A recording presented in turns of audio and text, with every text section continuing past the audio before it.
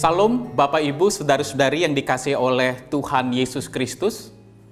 Apa yang terlintas di dalam pikiran dan benak kita ketika kita mendengar istilah kata kebahagiaan atau happiness? Mungkin banyak di antara kita yang berpikir kebahagiaan itu berarti ketika saya mengalami kedamaian, ketentraman, kegembiraan di dalam kehidupan ini. Saya bahagia ketika saya merasa puas dengan kehidupan ini. Saya bahagia ketika saya merasa apa yang saya inginkan, yang saya harapkan tercapai dan terwujud di dalam kehidupan saya. Tentu saudara, tidak salah kita berkata demikian, apalagi jika hal-hal itu adalah sebuah kenyataan di dalam kehidupan kita. Namun saudara, pada saat ini saya ingin mengajak kita untuk memikirkan dan merenungkan apa kata Alkitab tentang kebahagiaan. Ada dua hal saudara yang ingin saya ajak untuk kita renungkan bersama-sama pada hari ini. Yang pertama saudara, Alkitab lebih menekankan kepada kebahagiaan yang bersifat batinia, inner happiness, ketimbang kebahagiaan yang bersifat lahiriah atau kebahagiaan yang bersifat eksternal, yang bergantung kepada situasi, kondisi, dan perasaan kehidupan yang berubah-ubah. Contoh sederhana saudara, dari kebahagiaan yang bersifat eksternal atau kondisional adalah seperti ini. Kalau saya sehat, maka saya merasa bahagia. Tetapi kalau saya sakit-sakitan, maka saya merasa tidak bahagia di dalam hidup ini. Kalau hidup saya lancar, sukses, segala sesuatu berjalan sesuai dengan harapan saya, maka saya merasa bahagia.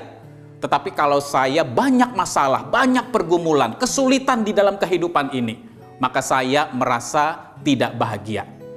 Jadi saudara-saudara, kebahagiaan yang bersifat eksternal atau kondisional itu adalah sebuah keadaan yang sangat bergantung kepada kondisi di sekitar kita yang tidak menentu, yang bisa berubah-ubah dan sifatnya adalah sementara.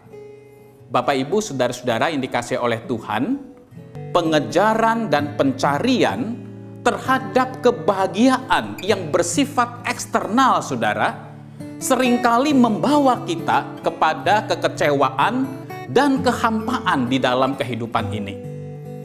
Seorang filsuf moral dan filsuf sosial dari Amerika Serikat yang bernama Eric Hoffer, saudara, dia pernah mengucapkan kalimat seperti ini. Pengejaran dan pencarian terhadap kebahagiaan bisa menjadi salah satu sumber utama dari ketidakbahagiaan. Seorang sutradara film yang memiliki pengaruh yang besar di dalam dunia perfilman yang bernama Michelangelo Antonioni dari Italia, saudara, pernah berkata seperti ini. Pengejaran dan pencarian terhadap kebahagiaan itu seperti kita menggenggam air di telapak tangan kita. Makin kita berusaha untuk menggenggam air itu, maka makin banyak air yang akan tumpah dan hilang dari tangan kita. Saudara-saudara, hanya Tuhan Yesus yang bisa memberikan kebahagiaan yang sejati di dalam kehidupan kita. Oleh karena hanya Tuhan Yesuslah yang bisa mengisi lubang kekosongan di dalam hati kita dan mengisi kehampaan di dalam kehidupan kita.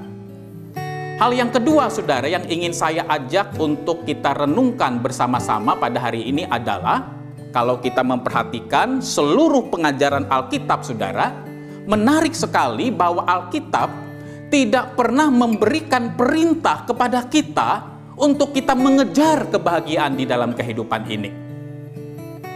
Kebahagiaan saudara sebenarnya adalah berkat yang Tuhan sediakan bagi orang-orang yang mengasihi Tuhan. Itulah sebabnya di dalam Pengkhotbah pasal yang ke-8 ayat yang ke-12 firman Tuhan berkata demikian, orang yang takut akan Tuhan akan beroleh kebahagiaan.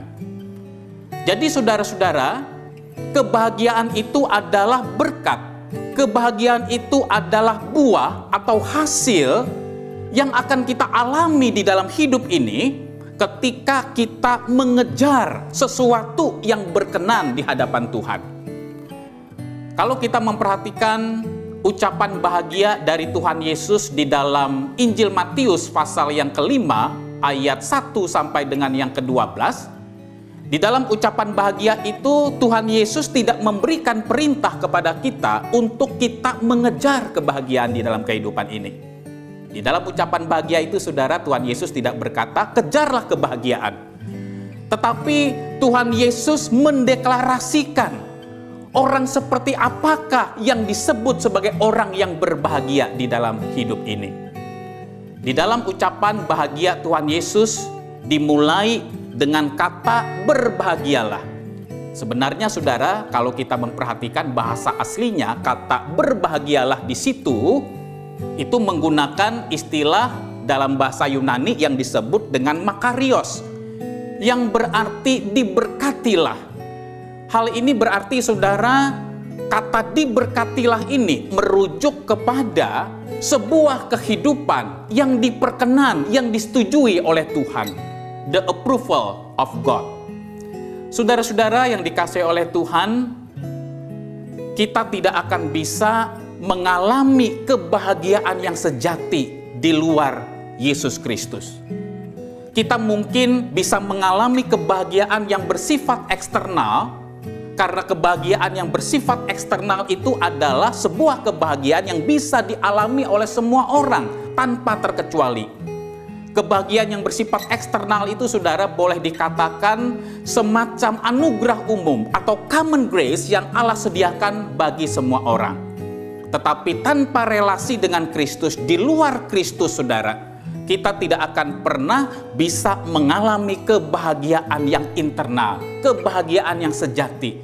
Kita hanya bisa mengalami kebahagiaan yang sifatnya sementara, dan setelah itu pada titik tertentu kita akan mengalami kekosongan dan kehampaan di dalam kehidupan ini. Berbahagialah orang yang mengasihi Tuhan. Tuhan Yesus memberkati dan memimpin kehidupan kita.